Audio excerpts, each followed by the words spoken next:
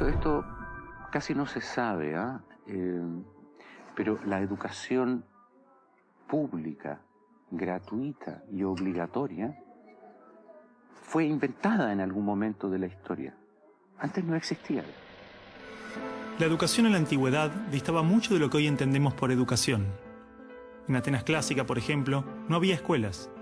Las primeras academias de Platón eran espacios de reflexión, conversación y experimentación libre. La instrucción obligatoria era cosa de esclavos. Por otro lado, la educación en Esparta era más parecida a una instrucción militar. El Estado se deshacía de quienes no alcanzaban los niveles esperados. Había clases obligatorias, fuertes castigos y modelamiento de la conducta a través del dolor y el sufrimiento. Antiguamente la educación estaba en manos de la Iglesia Católica, por lo menos en el mundo cristiano occidental. Y fue recién en el siglo XVIII, en una época de la historia que se llama despotismo ilustrado, seguramente lo escucharon en el colegio, en donde se creó el concepto de educación pública, gratuita y obligatoria. La escuela como la conocemos nace a fines del siglo XVIII y principios del siglo XIX en Prusia. Con el fin de evitar las revoluciones que sucedían en Francia, los monarcas incluyeron algunos principios de la Ilustración para satisfacer al pueblo, pero manteniendo el régimen absolutista. La escuela prusiana se basaba en una fuerte división de clases y castas. Su estructura, heredera del modelo espartano, fomentaba la disciplina, la obediencia y el régimen autoritario. ¿Qué buscaban estos déspotas ilustrados? Un pueblo dócil, obediente, y que se pudiera preparar para las guerras que hubieron en esa época entre todas las naciones que estaban naciendo. Por ejemplo, Catalina la Grande de Rusia llamó a los enciclopedistas franceses a preparar esto mismo. Diderot, uno de los más famosos, estuvo allí para armar este paquete, ¿sí?, formador, no de ciudadanos, sino que de obedientes súbditos de estos estados. Las noticias del exitoso modelo educativo viajaron rápido, y en pocos años, educadores de América y Europa visitaban Prusia para capacitarse. Con el paso del tiempo, el modelo se expandió a nivel internacional. Muchos países importaron la escuela moderna con el discurso del acceso a la educación para todos, elevando la bandera de la igualdad, cuando justamente la esencia misma del sistema provenía del despotismo, buscando perpetuar los modelos elitistas y la división de clases. Ese es el origen de la educación pública. Fíjense ustedes que Napoleón, un poco posterior, y enemigo jurado de todos estos déspotas, hizo lo mismo. Él lo decía con todas sus letras. Yo quiero formar un cuerpo docente para poder dirigir el parecer de los franceses. ¿Se entiende? Él lo tiene claro.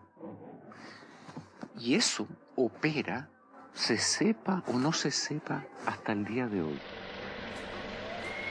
La escuela nace en un mundo positivista regido por una economía industrial. Por lo tanto, busca obtener los mayores resultados observables con el menor esfuerzo e inversión posible, aplicando fórmulas científicas y leyes generales. La escuela era la respuesta ideal a la necesidad de trabajadores, y los mismos empresarios industriales del siglo XIX fueron quienes financiaron la escolarización obligatoria a través de sus fundaciones. ¿Dónde coloco los hijos de estas personas para que puedan trabajar? ¿Cómo educamos en que aprendan a leer? ¿Cómo creamos obreros inteligentes? La educación sigue siendo lo mismo, una herramienta para formar trabajadores útil al sistema y una herramienta útil para que la cultura permanezca siempre igual y siempre se repita, lo cual es conservar la estructura actual de la sociedad. La escuela se complementó con investigaciones sobre el control de la conducta, propuestas de utopías sociales y hasta teorías de superioridad racial. No es de extrañar que los primeros estados con el sistema prusiano o similar fueran con el paso de las generaciones focos de xenofobia y nacionalismo extremo. El modelo de producción industrial en cadena de montaje era perfecto para la escuela. La educación de un niño era comparable a la manufactura de un producto. Por lo tanto, requería una serie de pasos determinados en un orden específico. separando a los niños por generaciones en grados escolares.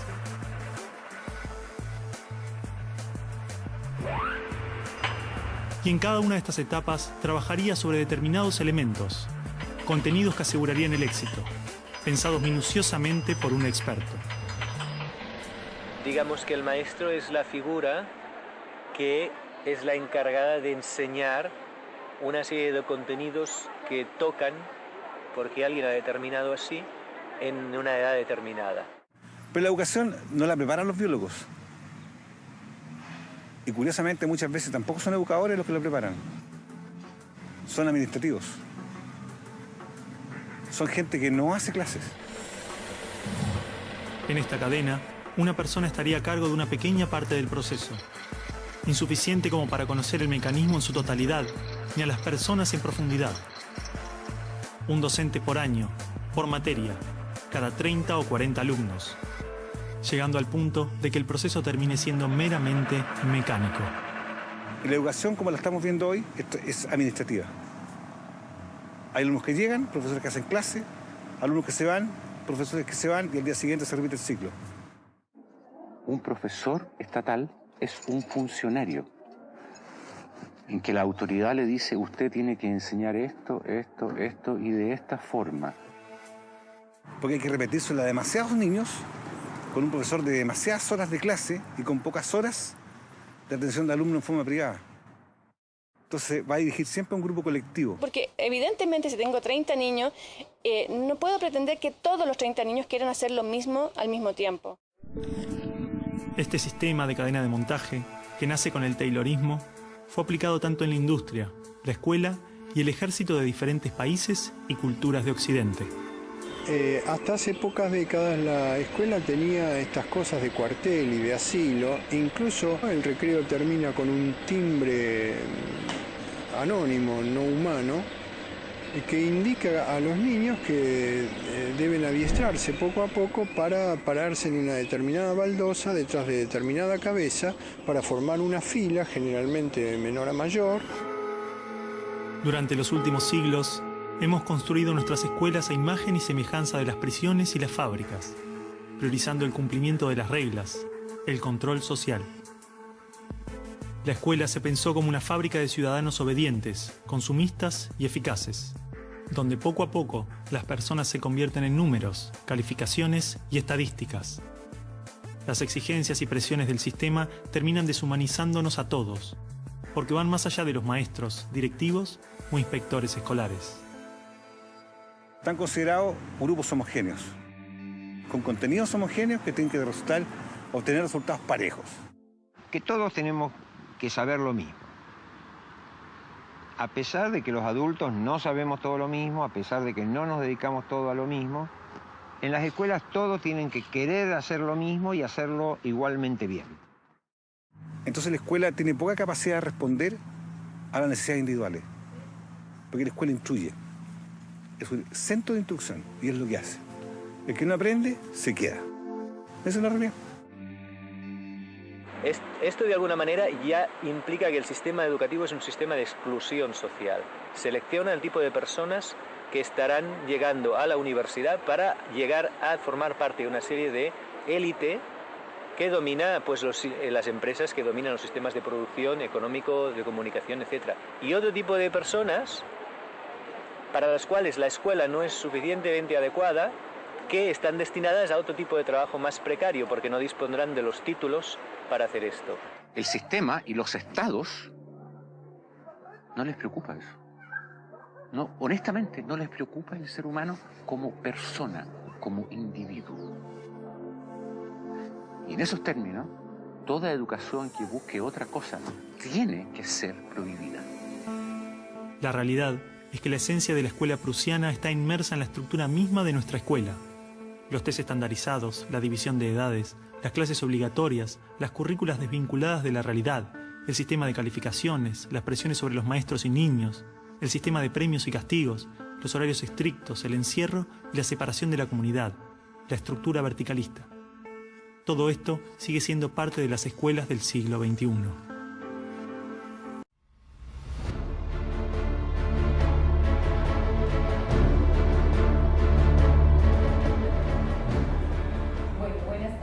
hoy vamos a ver una parte de lo que sería teorías curriculares, la construcción del concepto de currículum a través de la historia. Lo vamos a hacer a través de estas imágenes que tenemos acá. Podríamos decir que esta línea serían como los hitos históricos en que se inscribe esta historia del currículum. Entendiendo que la historia no es lineal, por supuesto, sino que la historia se va construyendo a través de esos momentos o hitos, como lo nombré anteriormente, que van rompiendo a través de la historia los elementos constitutivos de ella misma. Podríamos decir que en un momento el currículum se inscribe dentro de unas prácticas culturales dentro de la religión católica. Es en el caso de los jesuitas, quienes en América Latina, de alguna manera, trajeron nuestra tradición en las escuelas a través de un currículum escolar basado desde la religión. Es decir, las prácticas culturales que se daban allí eran basadas dentro de las prácticas de la oración, el buen trato a los demás, entre otras. Pero no nos podríamos quedar allí, tendríamos que remontarnos también a otras tradiciones que ellos trajeron como colonizadores aquí a Latinoamérica. Es decir, nos tendríamos que ir a Europa, a Asia, y remontarnos como nuestro antiguo continente. ¿Qué sería lo que pasaba allí con la escuela? ¿Y cómo sería esa constitución arquitectónica que allí acontecía? Lo hago a través de estas imágenes porque las imágenes fotográficas, al igual que las pinturas que traen estos espacios de línea de tiempo, nos permiten leer la historia y el concepto del currículo mismo. Para este caso, algunas de estas pinturas son las que nos han permitido construir la historia misma. Aquí, por ejemplo, podemos encontrar cómo toda una arquitectura religiosa está puesta en escena, donde las bancas son unos espacios arquitectónicos diseñados para la iglesia, donde traían las Biblias, que era el elemento que se leía. Estaba el lugar del preceptor, que era el lugar del maestro que llamamos nosotros en la contemporaneidad, y era el que guiaba la clase. Por supuesto, eran solamente la figura masculina quien se encontraba allí, porque para ese momento histórico solo existía la clase para los hombres. Por aparte, la figura femenina era solamente vista como la enseñanza, o el currículum era visto como la enseñanza del arte del buen servir, es decir, o se enseñaba para aprender las oraciones de la Iglesia Católica, o se enseñaba simplemente para trabajar las artes y los oficios. Es allí como el legado de la tradición permea también nuestra cultura, la cultura latinoamericana, donde la religión, las prácticas del oratorio, vienen a traerse a la parte escolar. Continuando con estos hitos históricos, después de la Segunda Guerra Mundial y la Revolución Francesa, podríamos plantearnos que a la escuela también viene a permearse todo ese asunto de los cambios curriculares. Es decir, tanto la escuela como el currículum, podríamos decir que son conceptos creados por la historia. Por esos hitos culturales, por esos hitos sociales, son el reflejo de esa historia misma, donde cada una de estas imágenes lo permean. Existió entonces, después de la Revolución Industrial, una pregunta por un hombre que requería formarse para el trabajo y una mujer para las artes, las confecciones, de cómo se participaba en la industria para ello, y en los hombres por unos trabajos un poco más pesados. Entonces la escuela se vinculaba en un currículum para formar precisamente para ello, casi que una escuela para formar los obreros y las obreras que respondieran a las dinámicas globales o sociales de la época. Pero el currículum no solamente habla de unas dinámicas sociales y políticas que están allí insertas, también hay unas preguntas que nos hacen a través de las didácticas, es decir, de la enseñanza. El currículum también se pregunta del cómo enseñar. Y ese del cómo enseñar es el que nos permite la pregunta por la didáctica.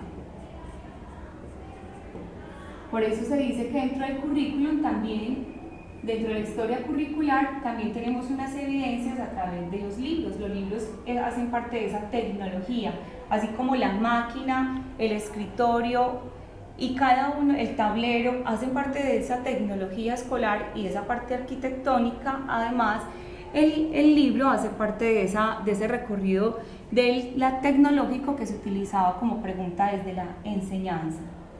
Bien, entonces, ¿cómo enseñar los procesos de lectoescritura y sus avances y demás? Eso sería una pregunta también que inserta las teorías curriculares.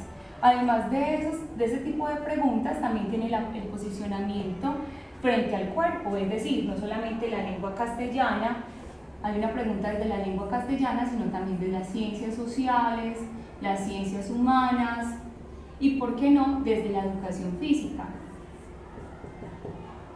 Desde la educación física podríamos plantearnos que hay todo un diseño, como lo podemos ver en esta imagen, todo un diseño corporal que tiene también una estructura basada en una historia desde el ejército. Entonces miremos aquí cómo desde la revolución industrial, desde la pregunta de cómo el hombre fue formado para la guerra, viene la estructura de las hileras, las filas, el tomar distancia, viene allí a posicionarse entre las preguntas de cómo enseñar educación física. El silbato, el grito, la marcha, el condicionamiento hacen parte también de esa historia del currículum que nos permea como una construcción curricular dentro de una pregunta desde esta área específica. Pero es así como se va recorriendo toda esta construcción permanente de qué enseñar, cómo enseñar, para qué enseñar y cómo leemos también el espacio como la parte arquitectónica de la escuela, hasta un lugar que podríamos llamar la contemporaneidad, que podría ubicarlos más o menos,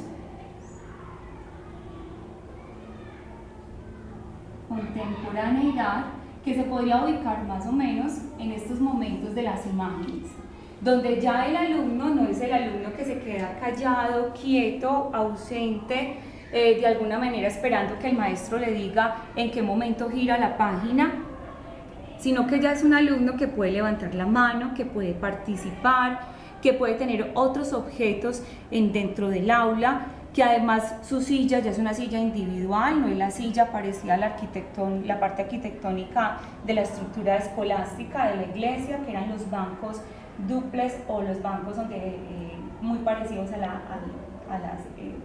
las iglesias, esa parte arquitectónica, sino que ellos son más individuos, ya se puede reconocer que son seres pensantes con inteligencias múltiples que tienen la posibilidad de pensar diferente a los demás.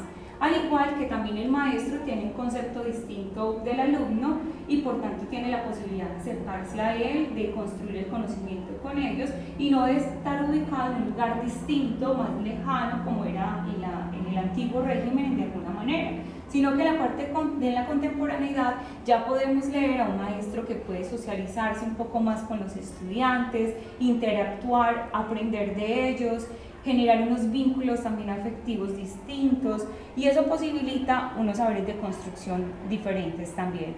Es decir, esta construcción del concepto de teoría curricular no podría decirse que en el 2015, que es en el año en que estamos elaborando esta línea del tiempo, tenemos una definición ya terminada.